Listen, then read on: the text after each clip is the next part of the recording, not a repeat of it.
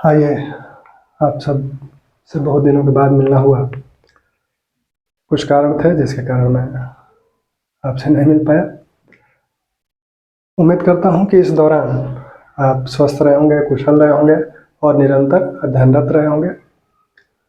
हम लोग सीधे सीधे टॉपिक पे आते हैं, इतिहास की बात करते हैं।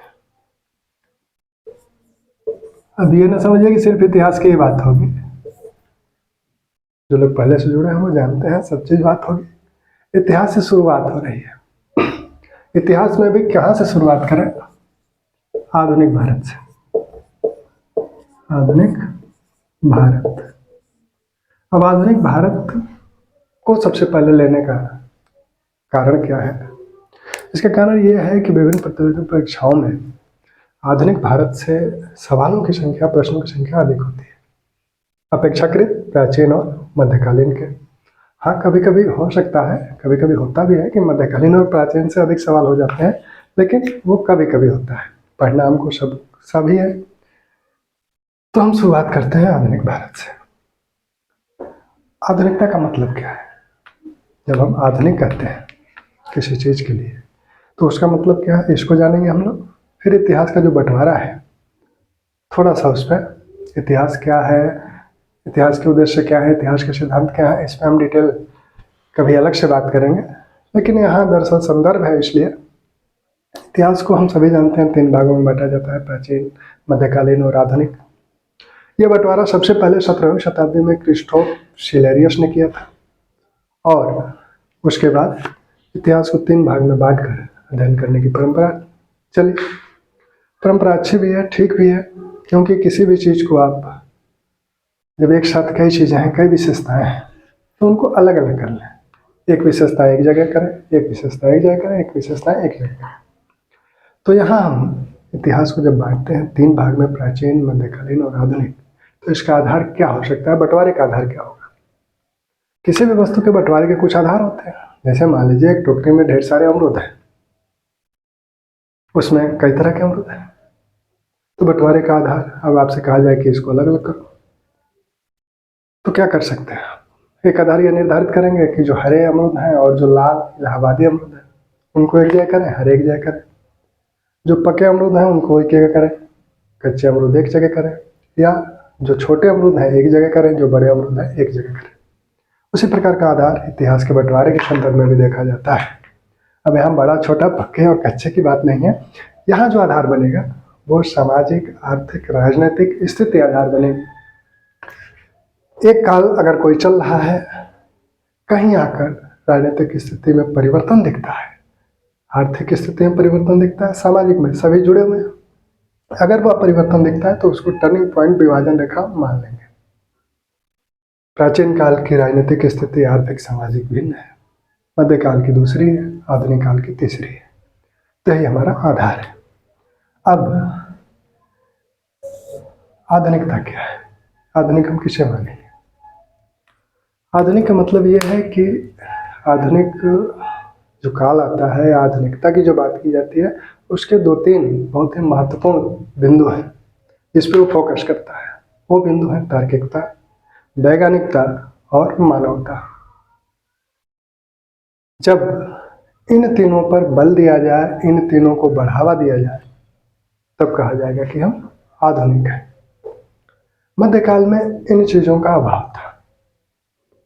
पुनर्जागरण के पश्चात, यूरोपीय पुनर्जागरण के पश्चात इन चीज़ों पर बल दिया गया, इसीलिए इसे आधुनिक की संज्ञा दी जाती है। पुनर्जागरण जो काल है, 14वीं शताब्दी यूरोप में जो पुनर्जागरण का काल था, वही आधुनिकता का प्रारंभ वहीं से होता है। फिर वैज्ञानिकता आई, फिर औद्योगिकरण आया, अनेक खोजें हुई, फिर भौगोलिक खोजें हुई, विश्व को जाना गया, विभिन्न संस्कृतियों को जाना समझा गया, फिर विश्व में एकता का भाव आया। तो इस प्रकार से आधुनिकता के ये चिन्ह है। अब पुनर्जागरण क्या है? पुनर्जागरण का मतलब है कि पुनः जगना। शाब्दिक अर्थ में देखें तो पुनः जगना, पुनर्जागरण। पुनः जागरण को अगर दोनों को एक साथ जोड़ दें या पुनर्जागरण का संधि विच्छेद करें तो पुनः हम जागरण होगा। अब पुनः जगेंगे कब? जब आप सोए हों। मान लीजिए आप दिन में जगे हैं, रात में सो गए, फिर सुबह जगेंगे। अब इसका ये मतलब तो नहीं है कि आप कल जो किए थे दिन में वही आप अगले दिन भी करेंगे। अगले दिन की परिस्थितियों के अनुसार आपकी दिनचर्या होगी। पिछले दिन की परिस्थितियों के अनुसार आपकी दिनचर्या थी। तो पुनर्जागरण का ये मतलब नहीं है कि हम प्राचीन की सारी चीज़ों को ले लिए, नहीं, हम समसामयिक परिस्थितियों के अनुसार तार्किकता और वैज्ञानिकता को अपनाए और पुरानी परंपराएं रूढ़ियाँ जो अप्रासंगिक हो गई थी उनको हम छोड़ दिए।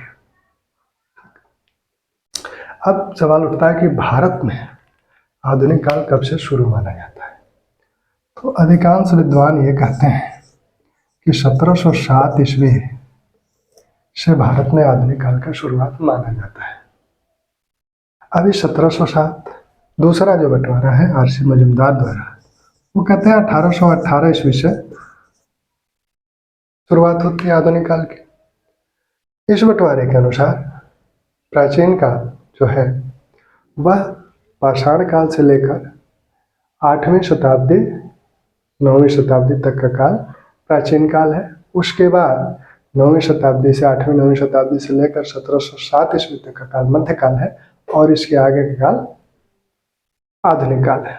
मजूमदार साहब क्या कहते हैं, वो कहते हैं कि 1000 ईस्वी तक का प्राचीन काल है, 1000 से 1818 ईस्वी तक को मध्यकाल कहेंगे और इसके बाद हम आधुनिक काल कहेंगे। दोनों के आधार क्या है, क्योंकि इस बंटवारे के आधार भी होंगे। ये जो आधार है 1818 ईस्वी, यह ऐसा वर्ष है जब ब्रिटिश कंपनी ने मराठों को अंतिम रूप से पराजित किया और पेशवा के पद को समाप्त कर दिया और पेशवा को बिठूर भेज दिया गया। बाजीराव द्वितीय जो है उन्हें बिठूर भेज दिया गया। तो यह 1818 जो भारत की उस समय सबसे शक्तिशाली राजनीतिक शक्ति थी उसको ब्रिटिश कंपनी ने पराजित कर दिया पूरी तरह से, उसके पद को समाप्त कर दिया, पेशवा के पद को समाप्त कर दिया। यानी अब सबसे बड़ी शक्ति कौन हो गई, अब सबसे बड़ी शक्ति ब्रिटिश कंपनी है। तो इस प्रकार एक नया राजवंश, नया इतिहास, नई परंपरा जो आ रही है वो ब्रिटिश कंपनी के माध्यम से, नया शासन उनके माध्यम से आ रहा है। तो ये आधार बन सकता है। 1707 का आधार क्या हो सकता है? 1707 ऐसा वर्ष है जब औरंगजेब का निधन हुआ। औरंगजेब के निधन होते ही मुगल साम्राज्य का बौद्धों का पतन बहुत तेजी से होने लगा। वैसे कुछ इतिहासकार तो मानते हैं कि औरंगजेब के समय से ही यह पतन प्रारंभ हो गया, लेकिन औरंगजेब के देहांत के पश्चात इसकी गति बहुत तीव्र हो गई। औरंगजेब के उत्तराधिकारी अयोग्य हैं। जो गलतियां औरंगजेब द्वारा की गई उनको सुधारने की तो कोई बात ही नहीं थी, वो गलतियां दोहराई गई। तो अब ये जो मुगल बादशाहत का जो केंद्र है सत्ता का, यानी भारत के सत्ता का जो केंद्र है दिल्ली और आगरा, इसका क्षरण हो रहा है, यह शक्ति कमजोर हो रही है। तो इतिहास किसी भी रिक्त स्थान को भरने का प्रयत्न करता है। तो ये ज्यों कमजोर होंगे, जितने कमजोर होंगे उतने ही क्षत्रिय शक्तियों का उभार होगा, उतनी ही क्षत्रिय शक्तियां मजबूत होंगी। ये हर काल में देखा गया है।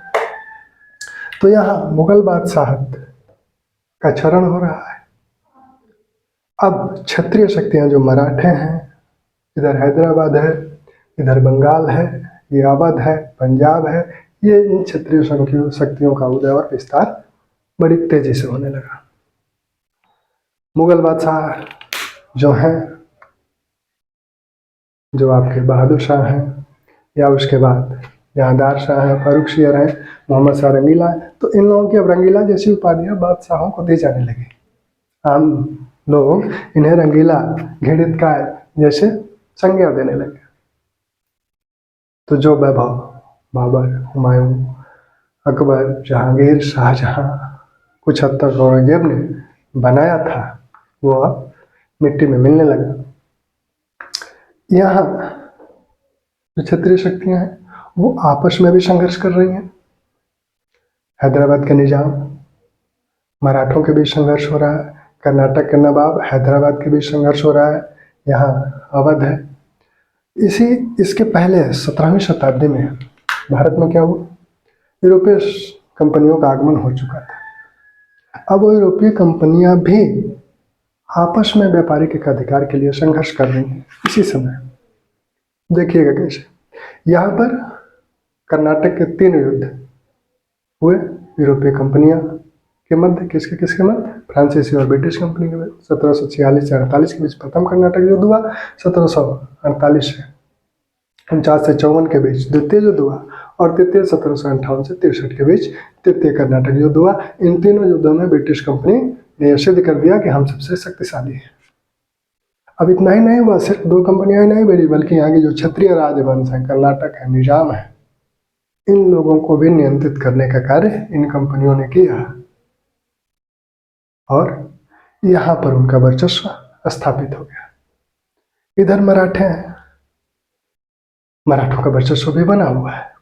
ऐसा लग रहा था 1761 के पहले कि इस रिक्त स्थान यानी दिल्ली के रिक्त स्थान को भरने वाली जो शक्ति है वो इन सभी शक्तियों में ये मराठे, यही इस दिल्ली के रिक्त स्थान को भरेंगे, यानी दिल्ली पर अधिकार मराठों द्वारा किया जाएगा। 1761 के पहले ये माना जा रहा था, लेकिन 1761 क्योंकि 1737 में पेशवा बाजीराव ने यहाँ पर दिल्ली के दरवाजे पर दस्तक दी थी। दरअसल हुआ है कि पेशवा लखनऊ पर आक्रमण करना चाहता था, शहादत खां थे वहाँ, लेकिन शहादत खां की घुड़सवार सेना ज्यादा थी तो वो लौट गया। अब शहादत खां जाकर वहाँ बादशाह के सामने डिंग हाँक रहे हैं कि हमने उन्हें नर्मदा के पार खदेड़ दिया। इस बात को साबित करने के लिए कि हमें खदेड़ा नहीं दिया है, हम अभी भी मौजूद हैं, हम इतने शक्तिशाली हैं कि दिल्ली पर आक्रमण कर सकते हैं, पेशवा ने अकस्मात दिल्ली के दरवाजे पर दस्तक दी। 3 दिनों तक दिल्ली रहा, फिर चला गया। 1761 में क्या हुआ कि पानीपत का तृतीय युद्ध, और पानीपत के तृतीय युद्ध में अहमद शाह अब्दाली ने मराठों को पराजित किया। सिर्फ पराजित ही नहीं किया, बहुत बुरी तरह से पराजित किया, और इतनी बुरी तरह से पराजित किया कि अब यह स्पष्ट हो गया कि इस रिक्त स्थान को मराठे नहीं भरेंगे। कौन भरेगा यह भविष्य बताएगा। यानी 1761 के पानीपत के तृतीय युद्ध ने यह स्पष्ट कर दिया कि अब इस रिक्त स्थान को मराठे नहीं भरेंगे, कौन भरेगा वो भविष्य बताएगा। यहाँ क्या हो रहा है, यहाँ आपने देखा 1763 तक ये कर्नाटक के युद्ध हो रहे हैं। इसी बीच कंपनी ने 1757 पलासी का युद्ध किया, बंगाल के नवाब को हराया, छल से हराया, लेकिन हराया तो। फिर 1764 में क्या हुआ, 1764 में बक्सर का युद्ध हुआ और कंपनी ने क्या किया, मुगल बादशाह शाह आलम द्वितीय और अवध के नवाब, बंगाल के नवाब मीर कासिम, शुजाउद्दौला और शाह आलम द्वितीय, इन तीनों शक्तियों को बक्सर के युद्ध में ब्रिटिश कंपनी ने पराजित किया। सबसे महत्वपूर्ण बात थी, मुगल बादशाह को पराजित किया, और मुगल बादशाह को मजबूरन इलाहाबाद की संधि करनी पड़ी, और उस संधि के तहत कंपनी को बंगाल का दीवान बनाना पड़ा। अभी तक कंपनी क्या थी, एक व्यापारी कंपनी थी, व्यापार करने आई थी, व्यापारी थी। अब क्या बन गई, अब प्रशासन का अंग बन गई, प्रशासन का हिस्सा बन गई। अब मुगल बादशाह द्वारा यहाँ दीवान नियुक्त कर दी गई। मुगल प्रांतों में 2 प्रकार के अधिकारी होते थे, मुगल बादशाह द्वारा नियुक्त किए जाते थे। एक निजाम होता था और दूसरा दीवान होता था। दीवान के पास एक तरह से वित्त मंत्री था। तो अब यहाँ वित्त मंत्री बन गए बंगाल में, और धीरे धीरे पूरे भारत पर उसने अधिकार करना शुरू किया। तो आधुनिक भारत की शुरुआत हम 1717 से मानेंगे। 1717 से ये विभिन्न प्रकार के परिवर्तन के चिन्ह दिखने लगते हैं, राजनीतिक परिवर्तन, सामाजिक परिवर्तन और आर्थिक परिवर्तन। इसी को आधार मान के हम लोग इसका आधुनिक भारत का अध्ययन करेंगे। और इस आधुनिक भारत के अध्ययन में सबसे पहले हम लोग परवर्ती मुगल बादशाह, उत्तरकालीन मुगल बादशाह आदि से कहें, यानी औरंगजेब के उत्तराधिकारियों की चर्चा की जाएगी। फिर हम लोग मराठों की बात करेंगे, और तत्पश्चात ब्रिटिश कंपनियों के आगमन और उनके विस्तार।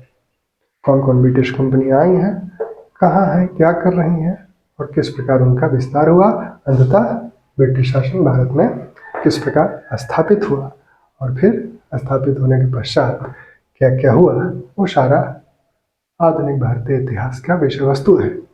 और इसको हम लोग अगले लेक्चर से कंटिन्यू करेंगे। आज एक तरह से आपसे हम रूबरू होना चाहते थे, बहुत दिनों तक ये संवाद टूटा हुआ था, इस संवाद को जोड़ने का सिलसिला शुरू हो गया है। धन्यवाद, जय हिंद।